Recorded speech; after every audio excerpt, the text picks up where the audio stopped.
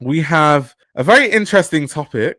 And this is a topic talking about the impact that Ozempic has had on the plus size industry. Now, this is very interesting because I think that Ozempic has kind of hit the fashion industry and just culture by storm. Loads of celebrities have lost weight using Ozempic, and it's kind of, it's kind of changed mindset on a lot of movements that people had and the way that people used to think about, weight and body positivity. And it's almost like shifted the conversation around it, which I found really fascinating to like observe. But reading the article, it says how Ozempic killed our catwalk careers by a plus size model. After a stretch of supporting bigger women, Felicity Hayward said brands are now dropping bigger models and turning the clock back to the skinny noughties. Now, something I will say, first of all, Felicity Hayward is a really, really famous plus size model. I've seen a lot of her like campaigns and stuff. Really, really famous, really, really well known. I'm quite surprised that someone of her size would be like hugely affected, because normally, even though, yes, the plus size modeling industry is very performative in the way that luxury fashion uses it, in the sense that luxury fashion is always like, yeah, let's be body positive, but then they only have like a rotation of like 3 models that they always use. So they either use Paloma, Ashley Graham, or Felicity, and that's about it. They just have them in rotation and like no one else has a look in. So I would have thought that she wouldn't be affected because they always need like 2 or 3 that they can rotate. Because once again, like I've said, I don't think the luxury fashion industry actually cares. It's just like all really performative. Another thing I thought when I first saw this article was, yeah, Precious Lee also, that's true. That's very true. Precious Lee is also in that rotation. So I wouldn't think that any of them would be affected because they still need at least some, right? And those are like the mainstream ones. However, first thing I thought is that in general, modeling is one of those jobs that isn't, a forever job. Like if you're a model, you should know that you're not going to have that job forever. Like there's a ticking clock on that career as a model. The only time that you can be a model for a lifetime is if you're like a supermodel. Like I'm talking Naomi Campbell, Kate Moss level. Then yes, you can be a model in your 60s and you're so iconic that you can literally be on the runway at 70 and no one cares. But for most people, for us normies, for 99.99999% of models, they're going to be models for max 5 years and then they need to find a different career. So based on that, in general, you should have like a plan B as a model. If you're a model right now, if you're watching this, you should have a plan B as a model. If you ever become a mainstream model, start a beauty brand like all of them do, make bank and set off into the sunset, because modeling is not a forever job. So I find it really weird how in the article I saw a lot of plus size models complaining more so about the fact they don't have a job, when I'm like, to be fair, in any kind of modeling, you should literally have a plan B. To be very honest with you, you should not think that because you have a job today, you have a job tomorrow. Modeling is one of those jobs where it's like, I've seen it because I've worked in fashion for so long. It doesn't last. It really doesn't last unless you're like the top 0.0001%. Like if you're one of the, the Precious Lees or the Kate Mosses, or you're in a Catch or a Paloma, or you have to be that level of model for it to have longevity. If you're not one of those, it won't work. It just won't work. Exactly. Modeling is cutthroat. I know people that have been in one campaign and then they've never had a job after that. Literally, that's it. But reading on in the article, I never planned to be a model growing up because I thought that was a job exclusively for thin people. As a size 20, my body didn't qualify, so modeling had never even crossed my mind. But in 2011, when I was 22, living in London and working at a pub in Hackney, an opportunity came unexpectedly. One night during my shift, a famous photographer called Miles Aldridge approached me and asked if I would pose as Anna Nicole Smith in a photo shoot. I had a photography degree and was a huge fan of his, so I immediately said yes. That photo shoot changed my life. Besides Sophie Dahl, who was a size 12, plus-size models didn't exist back then. Aldridge's shoot was groundbreaking, and our pictures went viral. A few days later, I received an email offering representation from Storm Management. That's a huge modeling agency for people that don't know. The modeling agency that discovered Kate Moss and developed the careers of Lily Cole, Cara Delevingne, and Cindy Crawford. I didn't reply for 2 weeks because I thought I was being pranked. There was no way the agency, known for its roster of size 0 supermodels, could be asking me to work with it. But then I replied, maybe things were changing. I thought optimistically.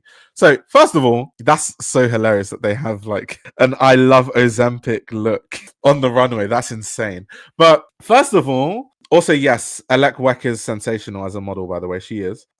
That's a crazy tank top, considering the article and what we're talking about. First of all, I do think that almost everything the luxury fashion industry does is performative. If people actually think that the luxury fashion industry cared about body inclusivity, I don't know what to tell you. Like, the luxury fashion industry is full of people like Karl Lagerfeld that literally fat shamed Adele, to, you know, people that are obsessed with losing weight. Like, it's literally toxic in fashion. I've literally seen models faint on set because they haven't eaten, because they need to be a certain waist circumference for their modeling agency. That is the industry that we are in. So the plus size modeling industry, to me, honestly, I always thought it was a gimmick as someone that works in the industry, and I hear what people say and how, you know, people are so like, yeah, I'm trying to lose weight. I need to be skinny. I need to be skinny. I need to be skinny. So yeah, I always knew that it was like a ticking time bomb and like it was going to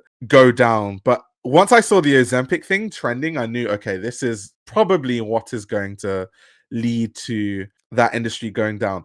One thing I will say though, my argument for the plus size modeling industry is that the average size, let's say the UK, for example, I know the average size of a woman in the UK is a size 16. And I think it's obviously very beneficial for a size 16 woman, who's the average size woman in the UK, to have an idea of what clothing is going to look like on a body that reflects their body type, right? There's no point if I was like a shopper, if I was a woman and I'm a size 16 and I'm shopping for clothing and everything is displayed on size 0 models, that doesn't help in terms of how will I know how this will look on me though? Okay, cool. It looks like that on a size 0 model, but how does that look on the average woman? So it's so beneficial to have models that represent the average woman so that you can just have a better viewpoint on how it looks like on the average woman. And that's one thing I've always thought that is like, it's not really that beneficial for the average woman to really, you know, see clothing on size 0 models all the time, because they won't know how it fits on them or how it even looks. That's why you see all those TikToks where it's like, you know, those TikToks where it's like how it looks at the store and then how it looks on me, how it looked that like in the store reality, online reality. That's kind of what those TikToks are alluding to. Let's see. I don't see the art on obese people on the runway. So a lot of plus size models in the fashion, you can't describe a lot of plus size models that work in the industry as obese because they're not. There tends to be this weird thing where it's like, you know, if you're not a size 0, you're obese. Most of the plus size models in the fashion industry are size 10s. A size 10 is not obese. Like, majority of plus size models are literally like a size 10 or like 12. That is not obese in any metric of like what your scale is. So this whole thing that, you know, the plus size modeling industry is encouraging obesity is always a perspective I've always found weird, because a size 10 or a 12 is not obese, and actually a size 10 is a very healthy weight to be, actually, rather than being like extremely underweight. So yeah, I don't buy that. But reading on. At first, modeling was hard and I felt alienated. When I went to castings or shoots, the skinny models were confused as to why I existed. So many of the girls had eating disorders because of their whole careers hinged on being a certain size. They didn't understand why I was allowed in the same castings as them. It didn't help that I didn't know the rules. Models rarely ate, and some even chewed calorie-free toilet paper or cotton wool. Yeah, so this is facts. I've already told you guys my story. I've genuinely, and not just once, multiple times, I've seen people faint on set because they haven't eaten. Exactly what Luke is saying. They're not obese, they're just thick. That's facts. That's facts. But I've genuinely seen that in person. I've seen that in person. But reading on, I didn't last long with store management and left within a year, even though they had initially approached me. There was so much fat phobia within the agency. People would speak about me saying the fat girl is coming in, and didn't even care if I heard. They just wanted to sign me because they knew I'd get 5 minutes of fame. And this is exactly what I'm talking about how performative the luxury industry is. So if you work in fashion, you would know that these are the conversations that happen around models. So you would know that it's a ticking time bomb because everyone is kind of against it. And the only reason why they're doing it is just to have like the performative 2 or 3 plus size models that they can put on the runway just to be like, yeah, we care about inclusivity. And so that people can make TikToks about, oh my God, I love Louis Vuitton's casting. Louis Vuitton's casting was great. They had 2 plus size models this season. That's all it's for, to be very honest with you. But reading on, representing bigger bodies was important to me, so I signed with Milk Management, a much more inclusive agency, which I'm still with now. The jobs were still challenging though. Even years later, when I was an established model and had worked with huge brands like ASOS, MAC Cosmetics, and River Island, I was treated differently. There's one job I'll never forget, a big group photo shoot for a lingerie brand. I was sitting on a sofa, dressed in baggy clothes. Models always show up to a set in loose clothes, so no indents are left on the skin. I was waiting for my turn to go into makeup when one of the hairstylists walked past and told me to go and empty the bins. I was so shocked. I was one of the biggest names on that shoot, but because my body was bigger, he assumed I wasn't a model and completely dismissed me. That's crazy. That's insane, by the way. They're like, can you throw away the stuff at the bins, please? You must be a cleaner because you're not skinny. That's insane. That is absolutely insane. That is so insane. Yugi Nation is like, so why is it called plus size? Because plus size models are bigger than what we associate as normal models, which is a size 0. So that's why it's called plus size. It's not called plus size because they are obese. There are, let's say, there are some models who maybe veer on more of the obese side. But I think actually that I would say that those people hijacked the plus size model movement. I think the actual point of the plus size model movement, especially initially, was to promote women in healthier bodies at healthier sizes where they're not under eating and, you know, having eating disorders like a size 10, a size 12, a size 14. That was the plus size model movement initially. And they were the ones that were pushing for, you know, having women in healthy bodies being reflected in the modeling industry. So this idea that the plus size modeling industry is promoting obesity, I don't agree with that, to be honest. I don't agree with that at all. But reading on, let's read on. Things did improve as the years went on. Around 2015, the body positivity movement peaked in the UK and work was busier than ever. Every single brand wanted to do a body positivity campaign. I was on a different job every other day. Now, let's pause. Plus size model or not, as a model, I just explained that I've worked in the fashion industry long enough to know that there's no longevity in the modeling industry. You could be here today, gone tomorrow as a model. So obviously this part of it is to do with like the people not caring about the plus size, like booking plus size models as much as, you know, before. But you can use that perspective on anything. Sometimes there are trends in the modeling industry where people are looking for, you know, I don't know, taller models, and that's the trend. Then they might decide they want smaller models. Then they might decide they want models, you know, with certain features. Then they want models with different features. So the modeling industry is so fickle. Like being a model is so fickle as a job, unless you're part of the top 0.00001%. So as a model, you should have a plan B. So every model is going to have a peak in their career for the most part. So that's not necessarily like a strange thing. She's like, yeah, I had so many jobs and there aren't too many jobs anymore. That's kind of normal for a lot of models. But let's read on. I was fully aware some were just virtue signaling and box ticking, but I learned to play them at their own game. The work was rolling in. It was an exciting time, one that resulted in real change. There were curve models on the catwalk, and some, like the American model Ashley Graham, became as famous and celebrated as the likes of Moss. Plus-size influencers appeared all over Instagram, in cosmetics campaigns, and fashion labels even started extending their sizing. I finally felt like a real part of the industry that had neglected me for so long. Of course, I received horrendous comments on social media. I still do, but that's the nature of the game, and luckily, I'm resilient. Reading those comments takes me back to being in the studio with all the skinny models who alienated me. The only reason those people care about my size is because they've got issues with their own body image. Yeah, I mean, there's many factors at play. I think that also you have to think from the perspective of like a model that probably has an eating disorder, doesn't eat. I think it's human nature that if you feel like the only reason why you're allowed in a room is because you don't eat and you've like basically starved yourself to be a certain size, it makes sense why that kind of person would build so much resentment to someone that walks in and isn't unhealthily skinny and is just like a normal weight. So it doesn't surprise me. It's toxic behavior, but it's not surprising if you walk in a room for the people that, aren't eating and they're chewing on toilet paper and stuff. It's just, I wouldn't be surprised if I saw those kind of people bully someone for being a size 14 or whatever. That's to be expected, to be honest. But reading on. As plus size models have become more accepted, an argument developed that having bigger bodies on magazine covers and adverts was unhealthy and promoted obesity. Oh, we're getting into it. We're getting into the spicy part. Yet, it's worth noting our industry also coined heroin chic as a fashion trend. That is true. Those people are rarely called out, though, because they are skinny. What people don't realize is that inclusivity helped all women, not just plus size ones. Us being celebrated meant all the skinny models who were starving themselves felt more safe and accepted, and young girls could look up to women who looked more like themselves. The industry was a better place.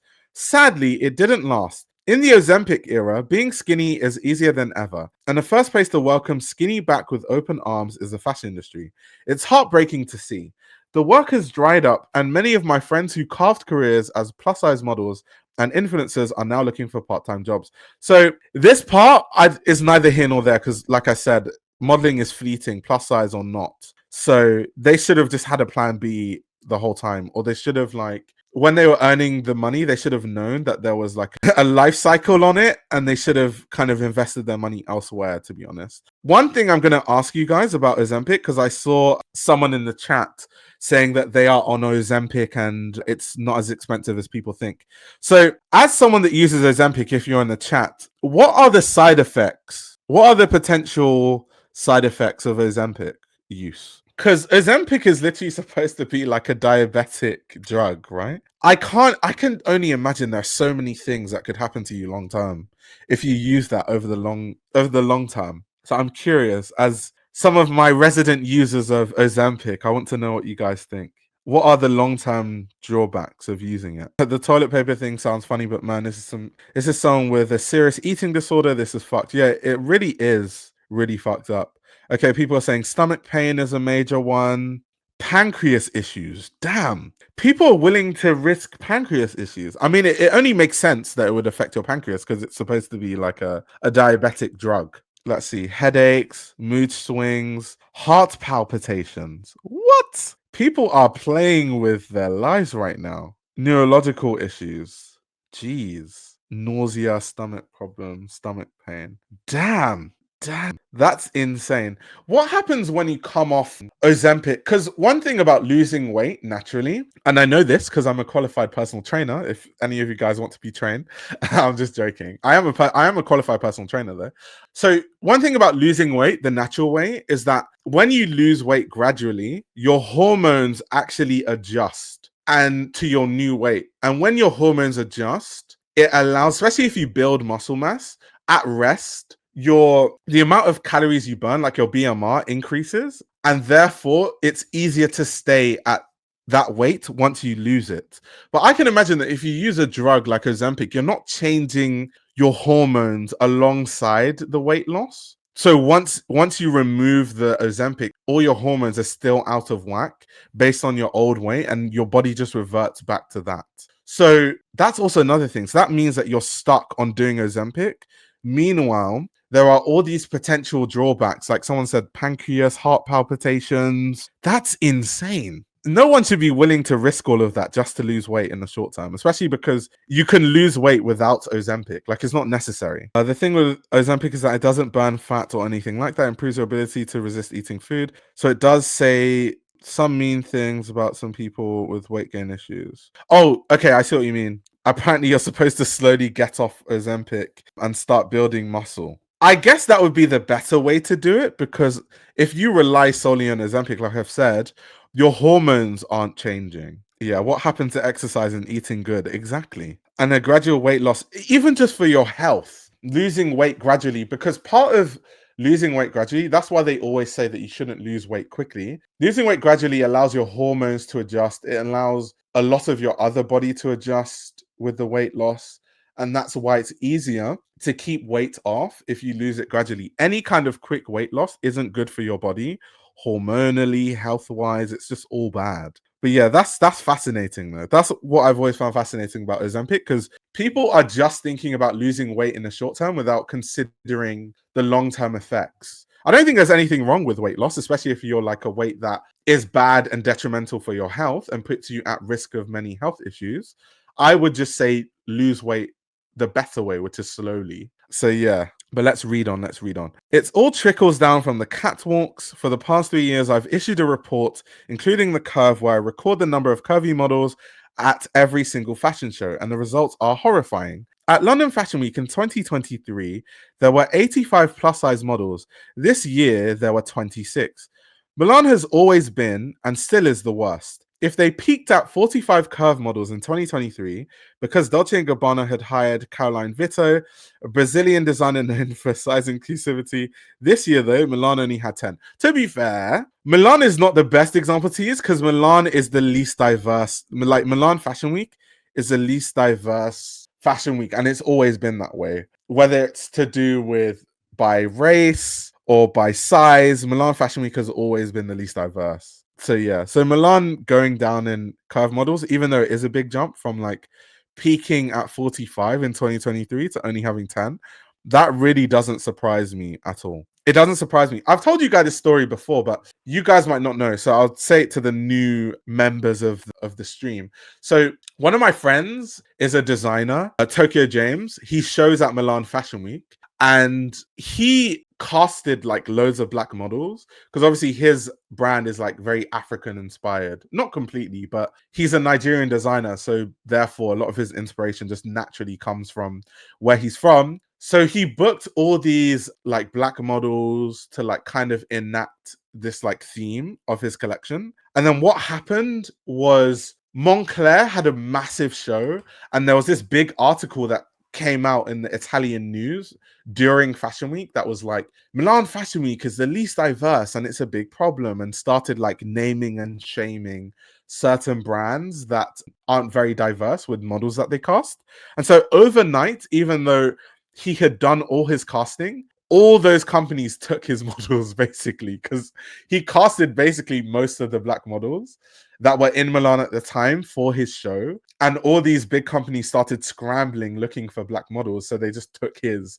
And you can't really blame the models. Like, we don't blame the models. It's more money. It's a bigger job. It's better for their resume to, you know, model for Moncler than an emerging brand. So we understand, but it's just crazy that that happened. It's insane. So every time I think of Milan Fashion Week, I just think, yeah, Milan is like literally not diverse in any way. Like, if you're going to Milan for diversity, good luck. But reading on, New York, which used to be at the forefront of plus size representation, had a 50% decrease in size inclusion this past season. You're going backwards, and it seems no one in the industry seems to care. No wonder Topshop, a brand synonymous with the skinny culture of the noughties, announced its return. That's a funny parallel to draw, but I understand. Hearing the news took me straight back to being a size 14 teenager. A fun day out with friends, ruined by being unable to find anything in my size, making me believe I was humongous. Everything we have worked hard for is slowly disappearing. Brands and designers in this industry are evaporating us from their runways, designs, and consideration. A few years ago, plus-size models were in demand, and London Fashion Week was at the forefront. Many of my plus-size friends didn't receive a single casting this year, and it was evident on the catwalk. That London thing is very true. In the next stream, I'll probably talk about the fact that the latest London Fashion Week was cancelled, because I think that's a very, very interesting topic. Someone in the chat asking, how did you pick two triggering topics? I like my channel to be somewhere where we can actually discuss these things, because I think that a lot of people in fashion in general are very scared of covering controversial topics. I don't know why. I think they don't want to say something that's like, oh my God, you're not one of the girls or something. And I understand that. I get that. However, I just think that people need to have platforms where they can discuss these things amicably. So Yeah, struggling to speak, geez. But yeah, let's read on the article, guys. Let's read on. Part of the problem is the rise of the mid-size industry, which is anyone between a size 12 and 16. Jobs that used to go to plus size models are now going to mid-size ones because that's a smaller, more palatable curve for the fashion industry to tolerate. Although the plus size market in the UK is estimated to be worth 738.4 million. So I don't agree with that point that it's because it's more palatable. I guess it's true in that sense, but I just think that more reflects like the average size. Like a 12 to 16 is more the average size. I also find it interesting how the terminology around plus size modeling has changed. Because when plus size modeling used to be a thing, which is why I said it was hijacked, it used to be between like a size, like some size 8, but really a size 10 to 14. That was mainly like when the early plus size modeling industry, that was kind of what it was. And then it became like 18, 20, 22, and then there became like a mid-size thing, which was more like 12 to 16. So it's weird how these things like have been changing as time has progressed, to be honest. But reading on, seeing the industry boomerang back to what it once was is devastating. And in many ways, it makes me want to give up, but I won't, because clothes can be on trend or in fashion, but our bodies should never be. So yeah, interesting article, interesting topic, especially considering that Ozempic is all the rage. We'll put this back on the screen because insane, like the I love Ozempic thing. I remember when that actually was on the runway, because I believe it was it, who put this on a runway? Was it Avavav? I think it was Avavav, but I could be wrong. But I know it was definitely Berlin Fashion Week. That's for sure. But I remember when it came out, everyone was like going crazy. Like, oh my God, like this is so insane. And a lot of the Berlin brands, a lot of the brands at Berlin Fashion Week, they do a lot of like for social media gimmicks. Like it's very much like, let's put a very controversial slogan on the runway so loads of people start talking about it. Actually, okay, so it was Berlin-based label Namilia that basically made the vest. It looks like something that Avavav would do, that kind of like gimmicky crap. But it's very, very gimmicky, extremely gimmicky, to be honest. Extremely gimmicky. So yeah, any parting thoughts on the Ozempic epidemic before we continue? Let's see if there's any closing thoughts on the world of Ozempic. Her final line is a nice sentiment, but it's not the case. Body shape trends have always been a thing for centuries. It's the norm, unfortunately. Yeah, that's true. That definitely is true. I mean, we were in a phase of like ultra skinny, and then we were in a phase of like the BBL era, and then we're in the phase of like, that's facts. Like body shape trends are definitely a thing. And I actually think, funny enough, that now we're going away from the whole BBL kind of thick body type being a trend. And I've seen it reverting slowly back to kind of when I was younger, when it was all about like being skinny and slim. So I think if anything, the modeling industry is coinciding with the body trend of the time. Like, yeah, exactly. We're entering like the Ozempic skinny heroin chic phase. I feel like that's where we're going in terms of body trends. Everything in cycles as usual. Exactly. This YouTube channel runs on your support. If you want to support the channel, you can subscribe to my Patreon. You'll gain access to exclusive content that includes everything from my Patreon podcast, where I give a behind-the-scenes insight into the fashion industry, as well as a fashion book club, where I review my favorite fashion books. You can also check out my fashion ebook, which highlights the best fashion journalists to follow, definitions of common fashion terminology, and how to determine what a good source of fashion information is. The links to everything are in the description below.